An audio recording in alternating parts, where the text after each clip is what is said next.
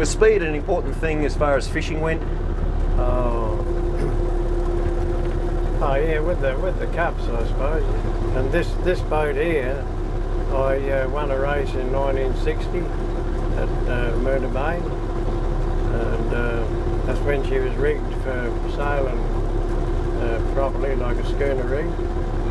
Yeah, I won 1960 it was. Yeah. What sort of distance was that? It was twice around from Murder Bay Jetty in Murder Bay, from out to Tipperary Lighthouse into Port Hughes, and again the first boat back into Port Hughes won the race. Yeah. And the Fisherman's Cup, the 1908 one, how long was that? Where was it? In Wallaroo Bay. Oh, so within the bay. Yeah. How long was the course? I couldn't tell you, but about the same, I would say, the same distance. Yeah.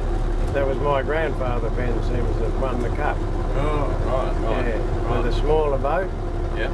Yeah, he had a little 22-footer, and they used to have a lot of opposition come from Cowell and Port Augusta even, all around, and they had the races here at Wallaroo Bay, and my grandfather used to win just about all of them. And he won that cup. That's going to be in the Maritime Museum there at Wallaroo.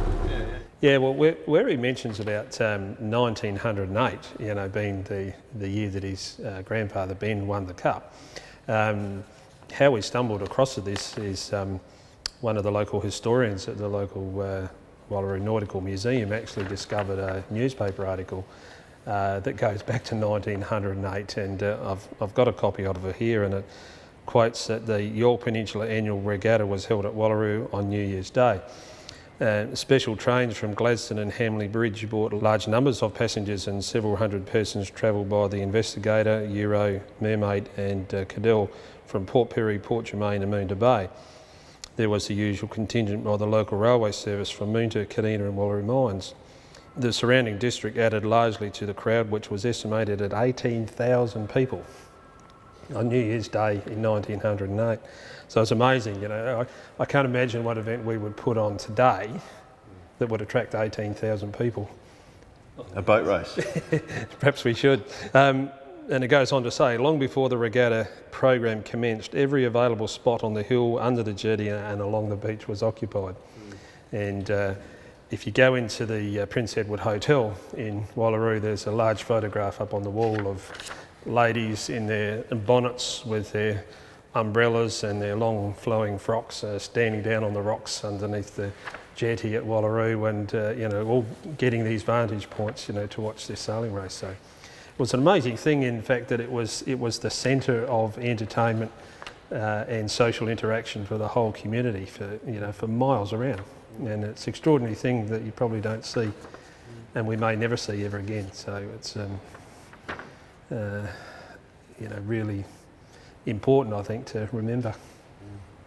What year was the photograph taken? 1908. So how many years did they run the cup? Well, every year they had races here in Wallaroo and Moonta. They used to even put their little boats ashore and paint them with black lead to make them slide through, because it's very slimy stuff, see? And yeah, after the racing, well, they'd have to go ashore again, scrub that off and paint them with proper paint. You wouldn't do that today. But that's just to help them make the boat, allow the boat to go through the water easier. So it's pretty serious. No, it was. How many people would turn up to watch? Oh, the place would be, all the jetties and all the foreshores would be full of people. All old vehicles, like my grandfather had a Maxwell, and that type of vehicle, you know, all over the foreshore. Yeah. And what sort of prestige came with the cup? Oh, well, I won the cup. Yeah, that was the prestige, but the cup itself one of the tea, I think it was Lipton's Tea donated the cup. Yeah, but it's more than just a cup, it's a cup with all sorts of gear to go with it, you know. Old Ben won it the last time, or he won it enough times to keep it? Yeah, he won it enough times to keep it. Yeah. But, he used to come out with me in the rum runner when I used to sail her in the regattas. He'd tell me things that I should know. Which was? Oh, you know, how to keep the boat like with the sail full all the time when you're heading into the wind. Just off far enough to drive it through the water as fast as you go. And he had a really good instinct for that, or was it purely experience? It was experience and instinct, because they never had engines to start with, all sail. Yeah. And like when I started, the calmer it was, the better, because you could fish then. But those times they had to rely on the wind, you see. Yeah. And your grandfather, did he, old Ben, he partied pretty hard after winning those cups? They all did. Yeah. They all did. All of us. But, so he partied no harder than anyone else? That's right. Except he was the winner, so maybe a bit harder. Yeah. Yeah. And where did the cup sit in his house? It was a beautiful,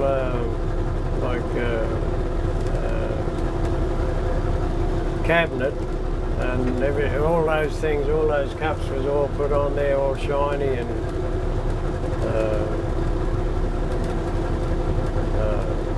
you know, in a good display, you know, with a good background. So they had pride of place? Yeah, they did.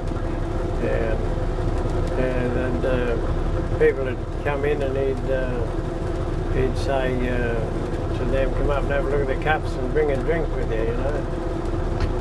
Yeah. To tie it all in together, Ben Simms's Alice won the race for boats not exceeding 23 feet overall, the fisherman's race, and the race for boats not exceeding 30 feet overall. So he actually won 2 races on the day with the boat, the Alice. And I guess in those days they didn't have a lot of spare money, so they didn't have like the work boat and the speed boat or the recreational boat. They made entertainment out of what they had, and which was the working vessel. So it was actually a fishing boat race, and it had to be a working fishing boat.